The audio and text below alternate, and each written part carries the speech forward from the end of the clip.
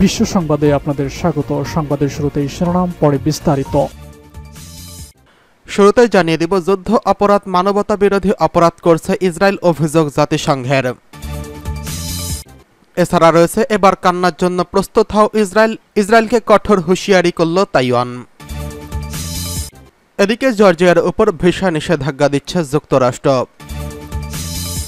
এছাড়া রয়েছে, ইসরায়েলে আরও 3 জিম্মির মরদেহ উদ্ধার।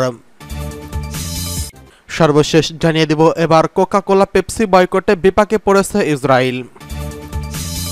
যুদ্ধ অপরাধ, মানবতা বিরোধী অপরাধ করছে ইসরায়েল, বলছে জাতিসংঘের তদন্ত প্রতিবেদন।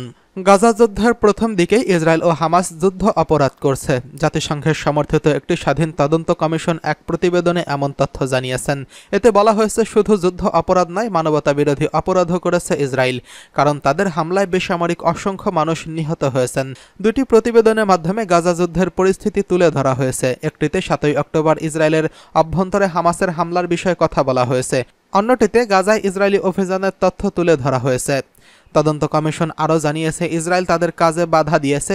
ইসরায়েল ও গাজায় প্রবেশের ক্ষেত্রেও প্রতিবন্ধকতা তৈরি করেছে তেল আবিব প্রশাসন। জেনেভায় জাতীয় মিশনে নিযুক্ত ইসরায়েলি কূটনৈতিক জাতিসংঘের তদন্ত কমিশন এই প্রতিবেদনকে প্রত্যাখ্যান করেছে। এই প্রতিবেদনকে ইসরায়েল বিরোধী রাজনৈতিক প্রোপাগান্ডা বলে আখ্যা দিয়েছেন তিনি। গত 7ই অক্টোবর ইসরায়েলের অভ্যন্তরে হামলা চালিয়ে 1200 ইসরায়েলিকে হত্যা করেছে এবং 250 জনকে জিম্মি হিসেবে ধরে নিয়ে আসে ফিলিস্তিনের স্বাধীনতাকামী সংগঠন হামাস। এর জবাবে অবরুদ্ধ গাজা অভিযান শুরু করে ইসরায়েলি দখলদার বাহিনী। এতে এখন পর্যন্ত 37,000-এরও বেশি ফিলিস্তিনি নিহত হয়েছেন, যাদের বেশিরভাগই নারী ও শিশু। এবার কান্নার জন্য প্রস্তুত হও ইসরায়েল, ইসরায়েলকে কঠোর হুঁশিয়ারি করল তাইওয়ান। ইসরায়েলকে কঠোর হুঁশিয়ারি দিয়েছে লেবাননের ইসলামী প্রতিরোধ আন্দোলন হিজবুল্লাহ। সশস্ত্র গোষ্ঠীটির এক নেতা এই হুমকি দিয়েছেন। তিনি বলেছেন, ইসরায়েল যেন কান্নার জন্য প্রস্তুতি নেয়। ইসরায়েলি সেনাবাহিনীকে শিগগিরই ভয়ঙ্করভাবে জবাব দেওয়া হবে।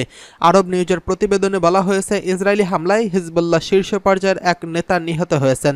তালেব সামি আবদুল্লাহ নামের সেই ব্যক্তির নেতা ফিল্ড কমান্ডের দায়িত্ব পালন করছিলেন।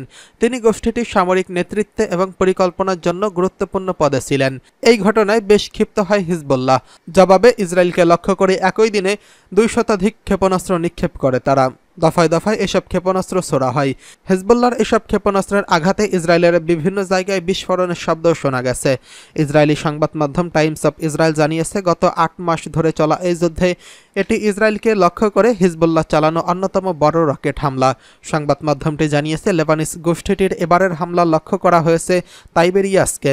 চলমান এই যুদ্ধে এর আগে এই অঞ্চলে কোনো রকেট ছোড়েনি হিজবুল্লাহ। রকেট হামলায় এখন পর্যন্ত কোনো হতাহতের খবর পাওয়া যায়নি। হিজবুল্লাহর রকেট হামলায় বিষয়টি নিশ্চিত করেছে ইসরায়েলের প্রতিরক্ষা বাহিনী আইডিএফ। তারা জানিয়েছে, লেবানন থেকে অন্তত 90টি রকেট উত্তর ইসরায়েলে প্রবেশ করেছে।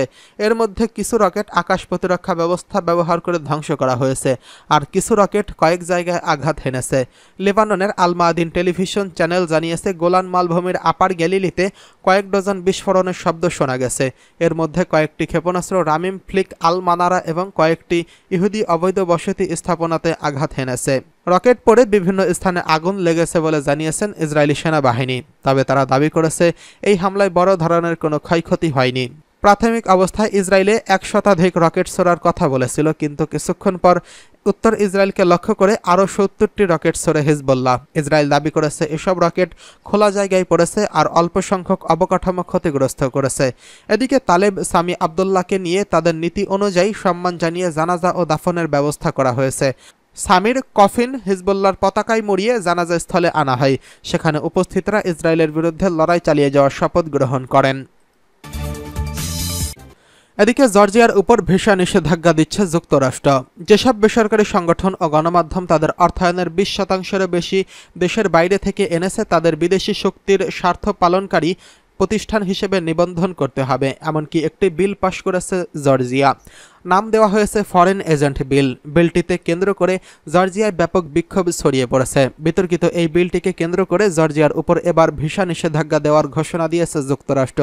মার্কিন পররাষ্ট্রমন্ত্রী অ্যান্টনি ব্লিংকেন বৃহস্পতিবার 23 মে জানিয়েছে, জর্জিয়ায় গণতন্ত্রকে ক্ষুণ্ণ করার সঙ্গে সঙ্গে যুক্ত ব্যক্তি তাদের পরিবারের সদস্যদের বিরুদ্ধে ভিসা নিষেধাজ্ঞা আরোপ করা হয়েছে।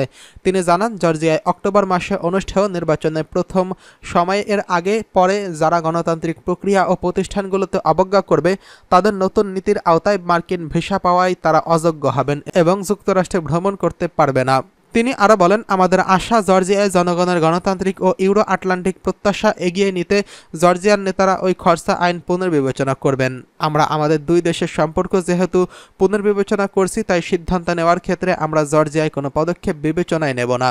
জর্জিয়ার ক্ষমতাসীন ড্রিম পার্টি গত সপ্তাহে ফরেন এজেন্ট বিল পাশ করেছে। নতুন এই আইন অনুসারে বিদেশি শক্তির স্বার্থ প্রতিপালনকারী প্রতিষ্ঠান হিসেবে নিবন্ধন না করলে $9,200 জরিমানা গুনতে হবে। পরবর্তী সময়ে অসহযোগিতার জন্য প্রতি মাসে দিতে হবে বাড়তি $7,300। এদিকে ইসরায়েলে আরও 3 জিম্মির মরদেহ উদ্ধার। ইসরায়েলে আরও 3 জিম্মির মরদেহ গাজা থেকে উদ্ধার করা হয়েছে।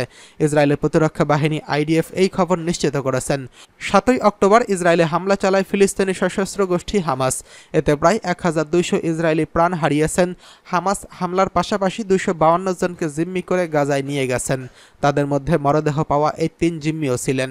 তারা হলেন হানান, মিশেল এবং অরিয়ন। IDF বলেছে, মরদেহ 3টি জাবালিয়া শহরের উত্তর দিক থেকে উদ্ধার করা হয়েছে। ইসরায়েলের অভ্যন্তরীণ গোয়েন্দা সংস্থা যৌথ সংবাদ সম্মেলনের অভিযানে তাদের উদ্ধার করা হয়। এক সপ্তাহ আগেই আরও 3 জিম্মির মরদেহ গাজা থেকে উদ্ধার করা হয়। ইসরায়েল বলেছে, এখনও প্রায় 130 জনের মতো জিম্মি রয়েছেন। এদিকে কোকা-কোলা পেপসি বয়কটে বিপক্ষে পড়তে যাচ্ছে ইসরায়েল। কোমল পানীয় জগতে বছরের পর বছর দাপটের সঙ্গে ব্যবসা করে আসছে কোকা-কোলা ও পেপসি, কিন্তু গাজায় ইসরায়েলি নিধনযজ্ঞ শুরু হওয়ার পর থেকেই বয়কটের তোপে ব্যবসায় লস খাচ্ছে এই দুই প্রতিষ্ঠান। সম্প্রতি বাংলাদেশেও কোকা-কোলার একটি বিজ্ঞাপন বিতর্কের জন্ম দিয়েছেন। অনুভূতিতে আঘাত লাগায় দেশের নেটিজেনরা কোকা-কোলার বয়কটের ব্যাপারে সরব হন। তবে শুধু বাংলাদেশে নয়, কোকা-কোলা ও পেপসি বিশ্বের অন্যান্য জায়গায় মার খাচ্ছে বেশ। আর মাত্র কয়েকদিন পর মুসলিম বিশ্বের দেশগুলো পালন করবে ঈদুল আজহা। কোরবানির ঈদ নামে পরিচিত এই ধর্মীয় উৎসবে কমল পানীয়, বিশেষ করে কোকা-কোলা ও পেপসির চাহিদা বেড়েই চলেছে। এই উপলক্ষে টার্গেট করে দেশের বাজারে কোকা-কোলার বিজ্ঞাপন বানানো হয়েছিল, কিন্তু সেই বিজ্ঞাপন ব্যাকফায়ার করে। এবার কোকা-কোলা ও পেপসির বিরুদ্ধে সরব হয়েছে আরও একটি মুসলিম দেশের নেটিজেনরা। গাজায় ইসরায়েলি চলমান যুদ্ধ ঘিরে বিশ্বে নাড়া দিয়েছে। খোদ ইসরায়েল ও তার মিত্রদের দেশ যুক্তরাষ্ট্র যুদ্ধবিরোধী বিক্ষোভ দিচ্ছে। অধিকার কর্মীরা কোকা-কোলার মতো কোমল পানীয় বর্জনের ডাক দিচ্ছে। তার পেছনে কারণও রয়েছে।